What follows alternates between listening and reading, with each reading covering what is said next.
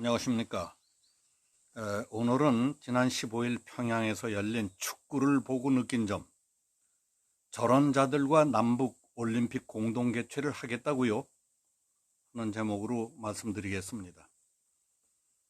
북한은 카타르 월드컵 축구 아시아 예선전을 치르면서도 독특한 체제와 평양의 폐쇄성을 전 세계에 유감없이 홍보했습니다. 10월 15일 김일성 경기장에서 열린 한국과 북한의 축구 경기에는 일반 관중이 하나도 없는 텅 빈 운동장에서 TV 중계 카메라 하나도 없는 가운데 진행됐습니다. 세계 토픽감입니다. 경기 시간이 다가왔을 때에야 비로소 애국가가 울려 퍼지고 관중 없이 경기를 치른다는 사실을 알게 됐습니다. 우리 벤투 감독은 손흥민, 황의조 등 주력 선수를 투입해서 승리에 대한 의지를 보였습니다. 북한이 우리 취재진과 응원단의 방문을 허용하지 않은 데다가 중계방송도 협조하지 않았고, 처음에는 북한 관중 한 4만 명이 입장할 것 같다고 하더니 관중 없이 치렀기 때문입니다. 외신 기자들도 입장시키지 않았습니다. 따라서 경기 진행이 어떻게 돼가는지 실시간으로 알 수가 없었습니다.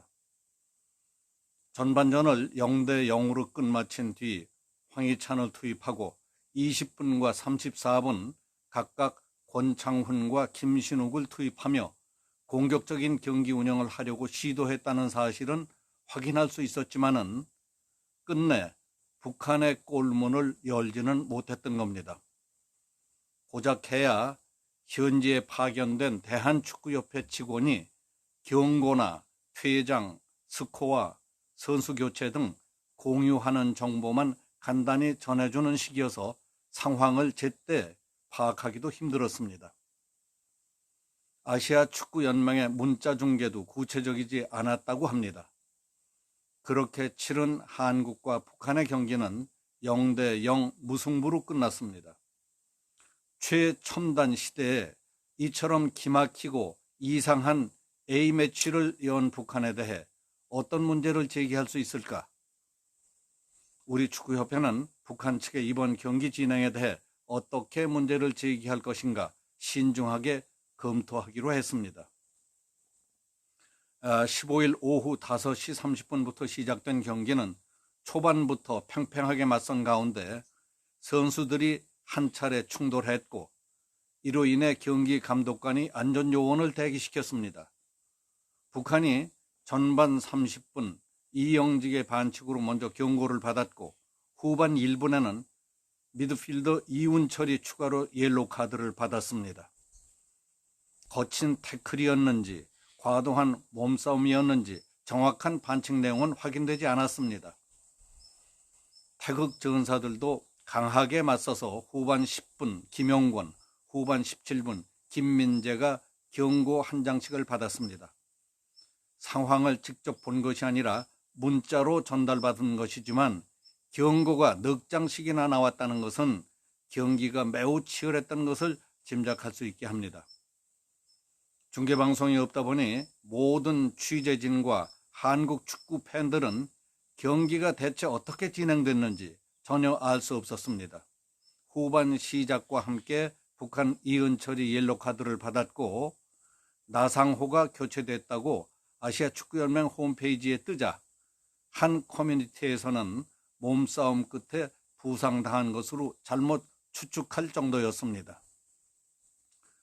이 때문에 축구 팬들은 실시간 영상 중계는커녕 문자 중계로도 경기를 확인하지 못했습니다.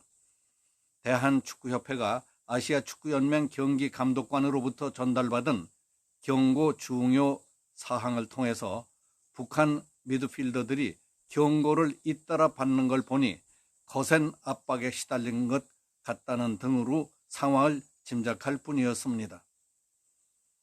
그리고 지상파 방송 3사는 북한 축구협회가 중계권 계약을 일임한 일본 에이전시와 14일까지 북한을 설득했지만 아무 소득이 없었습니다. 북한은 중계권료로 통상 금액의 2배인 150만 달러, 약 17억 7,600만 원을 요구했던 것으로 알려졌습니다.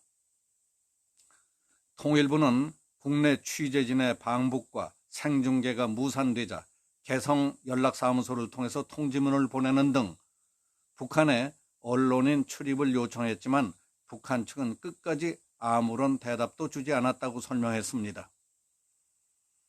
통일부와 대한축구협회 등은 평양 원정을 앞두고 우리 응원단과 취재진의 북한 방문을 위해 여러 가지로 노력했지만은 북한이 이를 일방적으로 거부하면서 결국 선수단과 협회 대표단만이 중국 베이징을 거쳐서 평양으로 갈 수밖에 없었다고 합니다.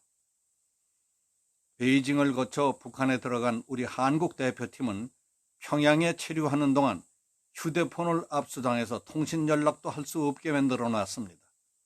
세계 어느 나라에 가도 교포 응원단이 있었지만은 한국이 국제 경기에서 단 한 명의 응원단도 없이 경기를 치른 것은 이번이 처음이었습니다.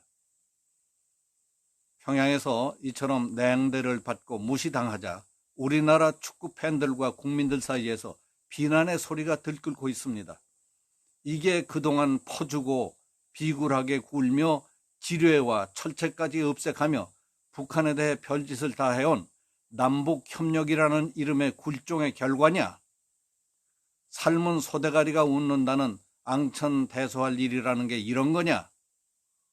평양올림픽 때에는 북한 선수단을 우리 비행기로 모셔오고 응원단까지 먹여주고 재워주고 돌아갈 때에는 선물 꾸러미에 바리바리 실어 보냈는데 우리 선수들은 휴대전화마저 압수당하다니 이게 뭐냐? 그토록 엎드려 빌고 주창해온 우리 민족, 평화경제, 외교의 실체라는 게 겨우 이거냐? 상황이 이런데도 입만 열면 도쿄올림픽 남북 단일팀 추진이니 서울 평양올림픽 공동개최니 하는 것이 제정신이냐 하는 비판이 거세게 일고 있습니다. 축구 팬들의 불만은 문 대통령이 밝힌 2032년 서울 평양올림픽 공동개최로 이어지고 있습니다. 문재인 대통령은 지난 8월 광복절 경축사를 통해 남북한 올림픽 공동개최 구상을 밝힌 뒤에 지난달에는 IOC 위원장을 만나서 올림픽 남북 공동 유치를 추진하겠다는 의사를 밝혔습니다. 9월 30일에는 민주평화통일자문회의 개최에서 이달 들어서는 제13회 세계 한인날 기념식과 전국체육대회 개회식 등에서도 기회만 있으면 남북올림픽 공동개최 추진을 언급하고 있습니다. 하지만 이번에 직접 가서 보고 당해본 북한의 행태로 볼 때 이런 비정상적인 국가와 올림픽을 같이 개최할 수 있겠느냐? 우리는 경기 운영은 물론 북한의 경기장 건설, 도로, 교통 문제에 이르기까지 천문학적인 돈만 퍼붓고 국제적인 망신, 사고, 또 국격만 떨어질 것이라는 비판 여론이 일고 있습니다. 축구 국가대표에게 보여준 북한의 행태를 보고 정부의 대북 정책이라는 것이 얼마나 엉성하고 실속이 없는 것이었는지 지금까지 약간이나마 기대를 가졌던 정부의 대북 정책이라는 것이 몽땅 헛일이었음을 깨달았습니다. 이런 분위기와 국민들의 회의론이 확산된다면 올림픽 공동개최니 남북한 단일팀 구성이니 하는 말은 물정 모르는 순진한 사람의 한가한 소리로밖에 들리지 않을 것 같다는 생각이 듭니다. 이제 정신 차리세요. 그리고 옷에 붙은 불부터 당장 끄십시오. 오늘 여기서 마치겠습니다. 감사합니다.